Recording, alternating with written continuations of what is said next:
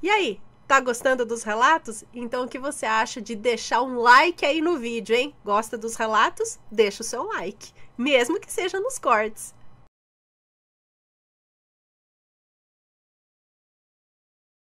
A ligação do além que salvou a vida de uma criança.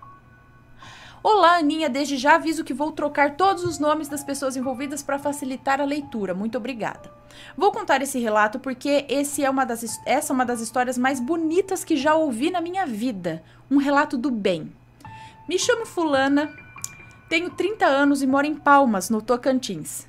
A história que vou contar para você aconteceu com a família da minha mãe quando ela era ainda uma criança. Perdão. Apesar de morar no Tocantins, novela que tá passando do Tocantins, né?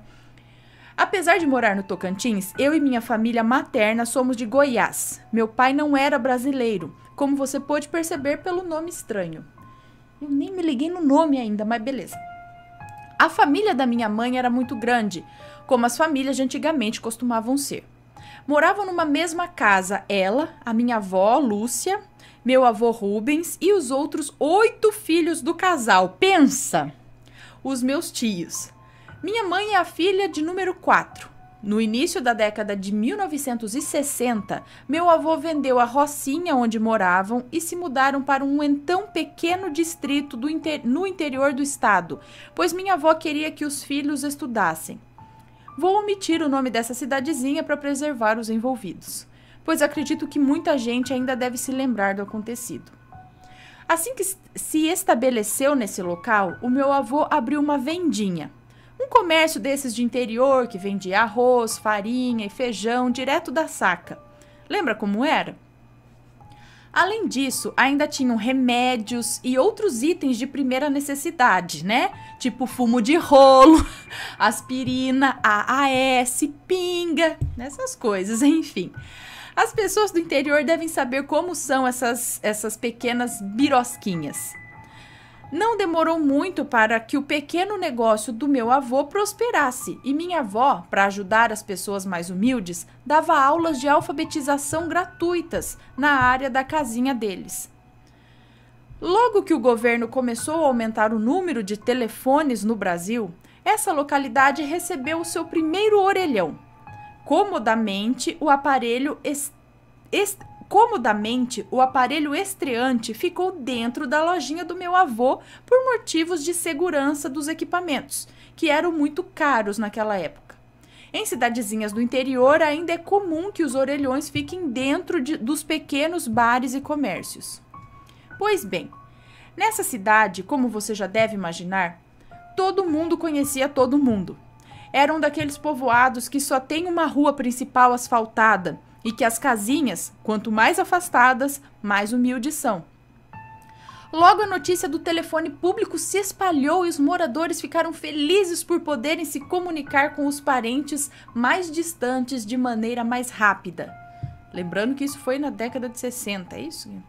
Bom, não demorou para que minha mãe e meus tios virassem secretários dos moradores do local. Era uma briga para ver quem que atendia o telefone. Chegavam a fazer escalas. Pense que aquilo devia ser o ápice para uma criança que tinha poucos meios de entretenimento. Funcionava mais ou menos assim. O telefone tocava, o parente do outro lado marcava um horário para ligar novamente e um dos meus tios, ou a minha mãe, ia dar o recado para que a pessoa da cidadezinha esperasse a ligação. E isso durou por muitos meses, até que o fato que vou contar aconteceu. Essa cidade era muito religiosa. Havia uma igreja católica que todos frequentavam. Não tinha muito espaço para outras religiões. Afastada, nos fundos dessa igreja, que ficava praticamente a 600 metros da então vendinha do meu avô, morava uma senhorinha a quem todos chamavam de Dona Mocinha. O esposo de Dona Mocinha morreu quando ela era jovem e a deixou com 5 crianças para cuidar. A pobre senhora comeu o pão que o diabo amassou para não deixá-los passar fome. Eram 4 meninos e uma menina. 2 dos rapazes entraram para a jagunçagem. Era um jagunço, sabe? E acabaram morrendo. Outros 2 não se sabia o paradeiro. Abandonaram a mãe idosa e nunca mais voltaram. E restou-lhe apenas uma filha, a Joana. Quando completou 20 e poucos anos, Joana fugiu com um rapaz, engravidou e acabou sendo abandonada por ele. Voltou para a casa da mãe quase dando à luz. Ô, coitada dessa dona mocinha! Que vida! Coitada, enfim. Voltou para a casa da mãe quase dando à luz. Quando Clarice, a netinha de dona mocinha, nasceu, os nativos disseram que Joana endoidou ou quebrou o resguardo, o que a gente entende hoje por depressão pós-parto. Cerca de 6 meses se passaram e a jovem cometeu suicídio. Meu Deus, essa dona mocinha coitada. Bom, cerca de 6 meses se passaram e a jovem cometeu suicídio se enforcando numa mangueira. Os fiéis da igreja viram o corpo balançando numa manhã de domingo quando chegavam para a missa. Misericórdia. Com mais esse baque, pensaram que dona mocinha por fim iria entregar os pontos. Mas a velhinha era ponta firme. Criou também a netinha, Clarice, e só não passava fome porque todos na cidade, principalmente o padre, a ajudavam. Em troca, a senhorinha rezava, tirava quebranto e fazia garrafadas e chás para ajudar a curar as mazelas dos mais simples. Era uma benzedeira, que apesar da profissão, não era vista com maus olhos pelos católicos dali. Muita gente dizia que dona mocinha conversava sozinha pelos quintais. Minha mãe conta que, uma vez, pegou a velhinha rindo e fazendo gestos para um muro, já que não havia ninguém ali. Agora vamos nos remeter ao título do relato. Havia passado cerca de 2 anos da morte de Joana. Dona mocinha contava com quase 60 anos de idade, que a gente tem que lembrar que era uma idade avançada para trabalhadores do campo que sofriam com enxadas debaixo de sol e chuva, e não estava bem de saúde. Disseram que ela estava com uma leita, que é malária. Foi bem na época que chegou o telefone na cidade. Um dia, somente o meu avô e a minha mãe estavam no comércio. Ela varria o chão e juntava as folhas, quando o telefone tocou. Ficou muito feliz por estar sozinha ali para atender a ligação, já que meus tios mais velhos quase nunca deixavam receber os recados. Quando atendeu, disse "Alô?" e esperou a resposta do outro lado da linha. Ela só ouviu um chiado, o que era relativamente comum, uma vez que as instalações telefônicas da época eram péssimas. Depois de esperar algum tempo, acabou desligando e voltou para as folhas. Era por volta das 3 da tarde de uma sexta-feira. Minha mãe se lembra de detalhes específicos desse dia. Alguns minutos depois, o telefone tocou novamente.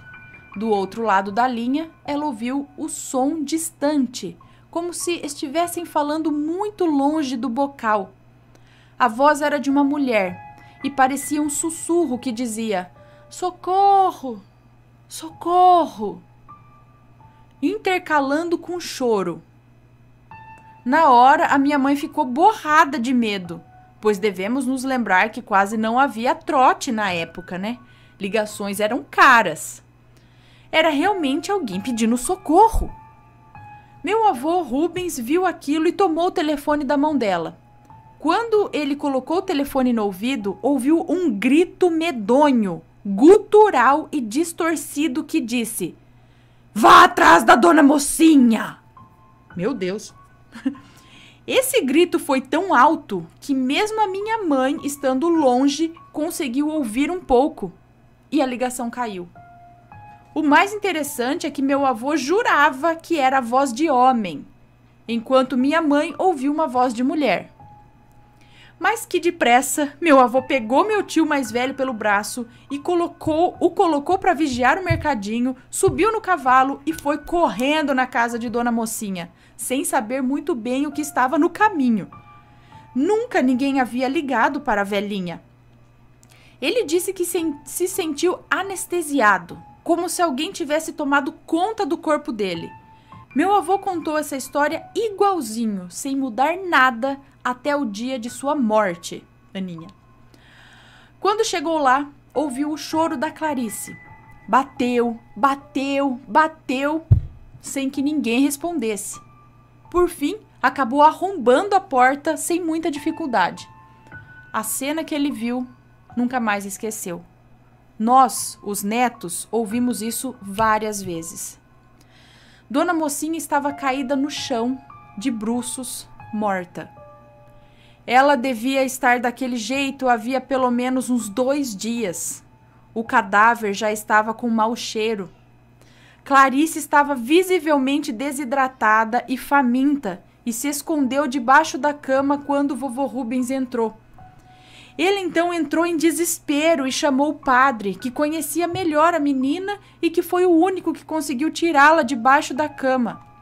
A criança estava agarrada nos estrados da cama e gritava muito.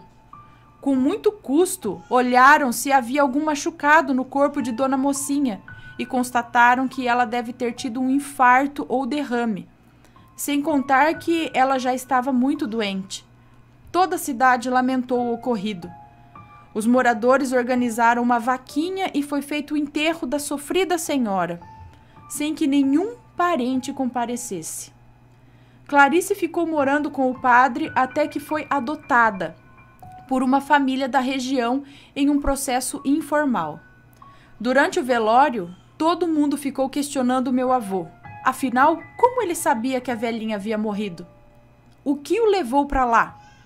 Ele escondeu a história por muitos anos, com medo de que pensassem que ele tinha pacto com espíritos ou que fosse louco e mentiroso. Minha mãe disse que manteve contato com a menina por muitos anos, até que se casou com o meu pai e se mudou da cidade.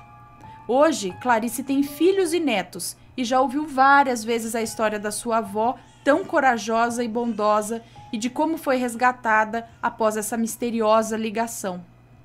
A questão que fica agora é: quem será que ligou? Ana, certamente essa criança teria morrido se meu avô não tivesse sido alertado pelo telefone. Será que os espíritos de luz usam esses meios para se comunicar e levar adiante os seus propósitos? E por que pelo telefone? Peço que a sua audiência não duvide desse relato e se alguém souber de alguma explicação ou tiver algum adendo à narrativa, que fale conosco. Se alguém, inclusive, for da família de Clarice e tiver ouvindo o relato, espero que eu tenha contado adequadamente essa linda história. Obrigada, Aninha. Que legal! Quer dizer, legal não, é triste, né? Mas a criança tá chorando de novo. Por que pelo telefone? Eu acredito que existe uma facilidade na comunicação. Eu não sei explicar direito por quê. Eu preciso estudar isso, galera. Eu não estudei isso ainda, mas eu gostaria muito. Talvez Sônia Rinaldi, né, como que é o nome, meu Deus? Sociedade Brasileira de Transcomunicação, é isso? Sônia Rinaldi, né, que estuda muito aí, referência em transcomunicação instrumental no Brasil e até fora. Saiba explicar melhor isso. Mas, assim, tem alguma facilidade para os espíritos quando a gente usa eletrônicos. Thomas Edison começou a estudar isso. Tesla também. Quem mais? Ai, me foge. Que trabalhava, estudava eletrônicos que facilitam essa comunicação. Já estudava, lá no passado. E tem alguma coisa, telefone, rádio, tanto que tem aí os... meu Deus, minha cabeça tá ruim agora, não tô concentrada. Ghost Box, né, que são aqueles rádios que captam as vozes. Então, há uma facilidade com esses eletrônicos aí, linha de telefone e tal, para comunicação. Eu acho que facilita. Em vez dele vir aqui materializar e falar, ou então vir aqui entrar num corpo que é disponível a ele, escrever uma carta, é mais fácil pelo telefone, eu acredito. Por isso que tem tantas histórias desse tipo que você recebe uma ligação do além. Eu assisti Famosos e Fantasmas também. Eu não lembro quem era o famoso que contava essa história, mas que um amigo dele era metido com bandidagem e tal, e acho que ele era jogador de basquete. Ou não, era ator. Não sei. Sei que o amigo dele, infelizmente, morreu num tiroteio, sei lá, que teve. E um dia ele tava na casa dele com a esposa, o telefone tocou. A esposa dele atendeu e falou que era pra ele, algo assim, não sei. Sei que a hora que ele atendeu, era a voz do amigo dele gritando, pedindo socorro e falando que lá era muito quente, que tinha... Sabe, resumindo, parecia que o cara tava no inferno ou algo parecido e pedia socorro pelo telefone. E ele falou, era o meu amigo que tinha morrido lá no tiroteio. Então, tem essa comunicação pelo telefone. E esse relato é muito 10. Muito legal. A criança foi... Porque se não tivesse aquela ligação, de alguma forma, não avisasse para ir atrás da senhora, pobre senhora, puta merda, o marido já... Ela fica viúva. Cuida lá com o suor dos filhos. Aí os filhos vai lá e larga a mulher. Morre. Perde os filhos. Ai, meu Deus. E ela tá cuidando da netinha, ainda morre cuidando da neta. Ainda bem, senão a criança podia facilmente ter morrido desidratada. Me conta, gostou do relato? Então o que você acha de deixar um comentário aqui embaixo, sempre com respeito, por favor. Além do like, é claro.